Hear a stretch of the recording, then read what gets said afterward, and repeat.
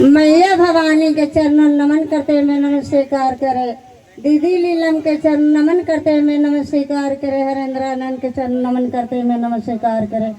हरेंद्रानंद में 3 सूत्र दिए हैं, 3 सूत्र के पालन करना है। पहला दया मांगना है, दूसरा चर्चा करना है, तीसरा नमः से पढ़ना है। दया मांगना है, कटोरी के जैसा भीख जैसा मांगना है कि हे शिव आज मेरे गुरु है, आपका शिष्य बनू है, मुँह शिष्य पर दया करिए गुरुदेव दरी की। आप न करेंगे गुरुदेव तो कौन करेगा गुरुदेव। आप जगत के गुरु है, जन जन के गुरु है, सभी को आपको गुरु बनाए हैं, सब पर दया कीजिए गुरुदेव।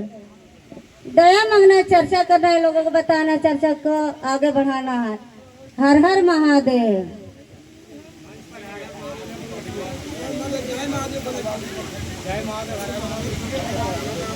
हमारा शिव गुरु के चेला जय दीदी लोग 4 बजे जम के रखिए कर हाँ पछे 4 बजे जम के